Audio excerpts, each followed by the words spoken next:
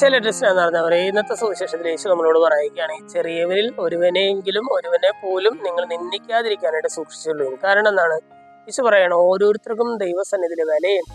അതിന് ഏറ്റവും സിമ്പിൾ ആയിട്ടുള്ള ഒരു കാരണം യേശു പറയുന്നത്, ഓരോരുത്തരുടെയും ദൂതന്മാര് സ്വർഗസ്ഥനായ പിതാവിന്റെ മുഖം കണ്ടുകൊണ്ടിരിക്കുകയാണെന്ന് പറഞ്ഞാൽ, സ്വർഗസ്ഥനായ പിതാവിന്റെ സന്നിധിയിൽ ഓരോരുത്തർക്കും ഓരോ ദൂതന്മാരുണ്ട് എന്ന് പറയുകയാണ്. ദൈവസന്നിധിയില് ഞങ്ങൾക്ക് എല്ലാവർക്കും വിലയുണ്ട്. അത് എത്ര വഴി തെറ്റിപ്പോയവനാണെങ്കിൽ പോലും അവന് പോലും വിലയുണ്ടെന്ന് പറയുകയാണ്. ഈശോ പറയുകയാണ്, 100 ആടുകൾ ഉണ്ടായിരിക്കും, അതിലൊന്നും നഷ്ടപ്പെട്ടാൽ അതിനെ അന്വേഷിച്ച് ഇടയാൻ പോകും.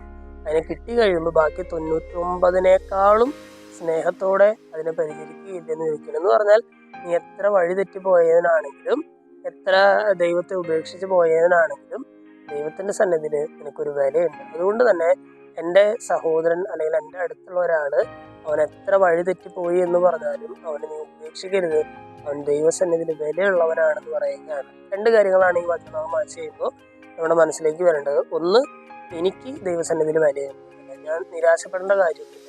ഒരുപക്ഷെ ജീവിതത്തിൽ ഒരിക്കലും ഒരു വിജയം പോലും ഉണ്ടാകുന്നില്ല, ഞാൻ വിചാരിച്ച രീതിയിൽ കാര്യങ്ങൾ മുന്നോട്ട് നടക്കുന്നില്ല എന്നുള്ളത് നിരാശയൊക്കെ ഉണ്ടെങ്കിൽ പോലും യേശു പറയുകയാണ്, നിനക്ക് ദൈവത്തിന്റെ സന്നിധിയിൽ നിനക്ക് വിലയുണ്ട്. രണ്ടാമതായിട്ട് നമ്മൾ ചിന്തിക്കേണ്ടത്, എൻ്റെ സഹോദരങ്ങൾക്ക്, എൻ്റെ ചുറ്റുമുള്ളവർക്ക് ദൈവസന്നിധിയിൽ ഒരു വിലയുണ്ട്. അവരെ നിന്ദിക്കാതിരിക്കാനായിട്ട് ഞാൻ പരിശ്രമിക്കും. എന്ന് പറഞ്ഞാൽ, ഒരുപക്ഷെ ഒരാൾ പരാജയത്തിന്റെ പടുകുഴിയിലായിരിക്കും, പക്ഷെ എങ്കിൽ പോലും ഈശോ പറയുന്നത്, അവന് ദൈവത്തിന്റെ സന്നിധിയിൽ അവനൊരു വിലയുണ്ട്. അതുകൊണ്ട് നീ അവനെ നിന്ദിക്കാനായിട്ട് പോകരുത്.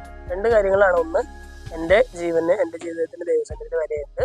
2, അപരരുടെ ജീവിതത്തിന്, ചുറ്റുമുള്ളവരുടെ ജീവിതത്തിനും ദൈവസന്നിധിയിൽ വിലയുണ്ട്. ഈ ഒരു ചിന്ത നമ്മുടെ മനസ്സിലുണ്ടാകട്ടെ. ഈ വചനമനുസരിച്ച് മുന്നോട്ട് പോകാനായിട്ട് നമുക്ക് പരിശ്രമിക്കാം. ദൈവം എല്ലാവരെയും സമൃദ്ധമായിട്ട് അനുഗ്രഹിക്കും.